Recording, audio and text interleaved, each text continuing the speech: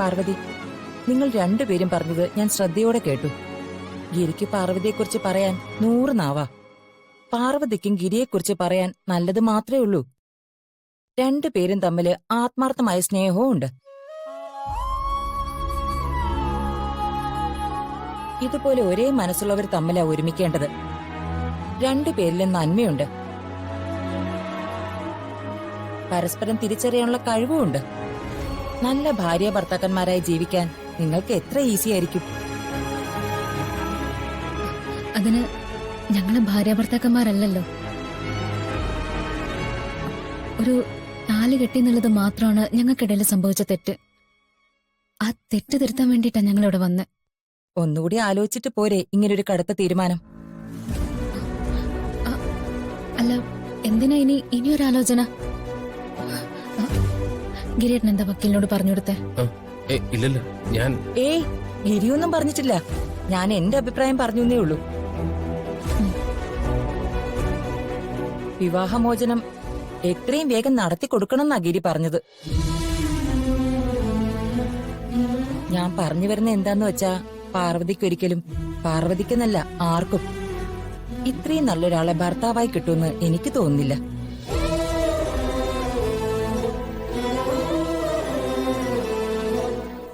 സാധാരണ എന്റെ മുന്നിൽ വരുന്ന ഡിവോഴ്സ് കേസുകളിൽ 99% പരസ്പരം ഈഗോ കൊണ്ട് നടക്കുന്ന 100 പ്രശ്നങ്ങളുള്ളവരാ.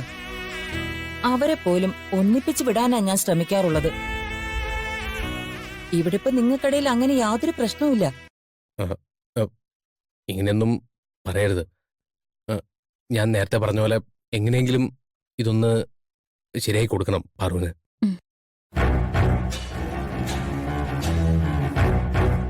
കാര്യകാരണ സഹിതം എല്ലാം ഞാൻ മാഡത്തിനോട് പറഞ്ഞതല്ലേ.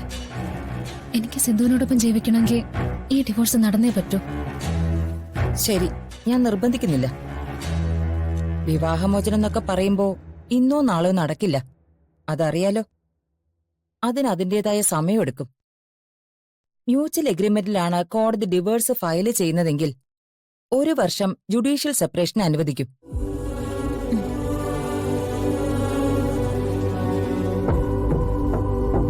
അപ്പൊ മ്യൂച്വൽ എഗ്രിമെന്റ് മതിയല്ലോ? മതി.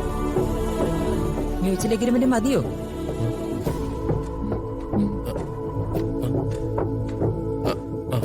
മതി മതി.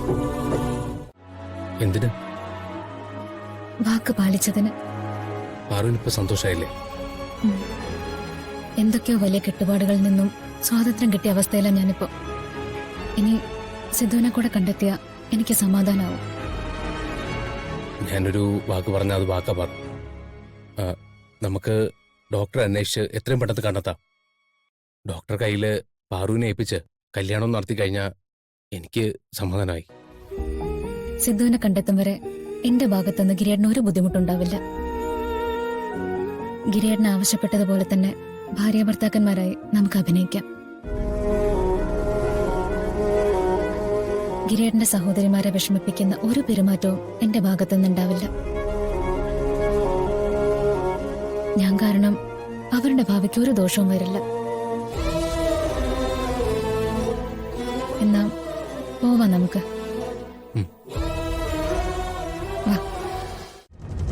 പുറത്തിറങ്ങാൻ പറ്റാത്ത മാനസികാവസ്ഥയിൽ ഞാൻ ഇതിനകത്ത് കഴിയേ. അല്ലെങ്കിൽ ലളിതാമ്മേ, ഞാൻ നിങ്ങളെ നേരിട്ട് ഒന്ന് കണ്ടേന്നെ.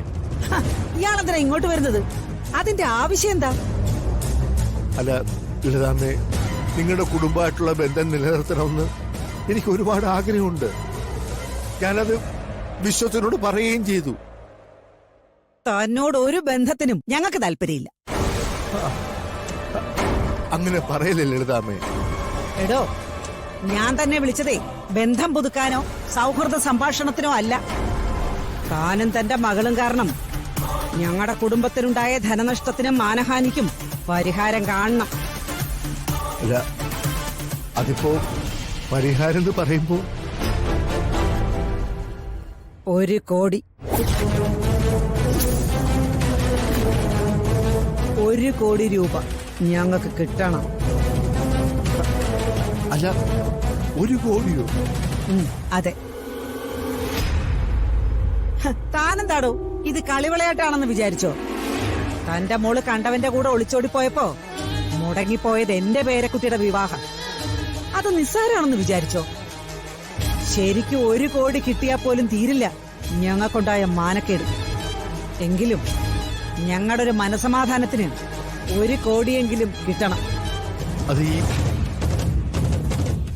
1 കോടി എന്നൊക്കെ പറയുമ്പോ 100 ലക്ഷം. വലിയ ബിസിനസ്സുകാരന് കണക്കൂട്ടാൻ പ്രയാസമുണ്ടോ? അല്ല ലളിതാമ്മേ, നിന്ന നിപ്പില് ഇത്രയും രൂപ മാനനഷ്ടമായിട്ട് ചോദിച്ചാല് എന്താ തനിക്ക് തരാൻ ബുദ്ധിമുട്ടുണ്ടോ? അതല്ല, നിങ്ങൾക്കുണ്ടായ മാനനഷ്ടത്തിന് എത്ര രൂപ തന്നാലും തീരുകയില്ലെന്ന് എനിക്കറിയാം. എന്നാലും ഞാൻ ചോദിക്കേ, ആ പണം തന്നെ അവസാനിപ്പിക്കാതെ ബന്ധമാണോ നമ്മൾ കുടുംബങ്ങൾ തമ്മിലുള്ളത്? എടോ പത്മനാഭ, തന്റെ ഉരുട്ടലും മയക്കലും ഒന്നും എന്നോട് വേണ്ട. 1 കോടി പണം പണമായിട്ട് തന്നെ എനിക്ക് കിട്ടണം. ലളിതാമ്മേ, ഞാൻ പറയുന്നൊന്ന് ആലോചിക്കേ. ഒന്നും ആലോചിക്കാനില്ല. പണം ചോദിക്കുമ്പോ താനിങ്ങനെ ഉരുണ്ട് കളിക്കുമെന്ന് എനിക്ക് നല്ലോണം അറിയായിരുന്നു. താനായിട്ട് പണം തരണ്ട, ഞാൻ കോടതിയിലൂടെ വാങ്ങിക്കോളാം.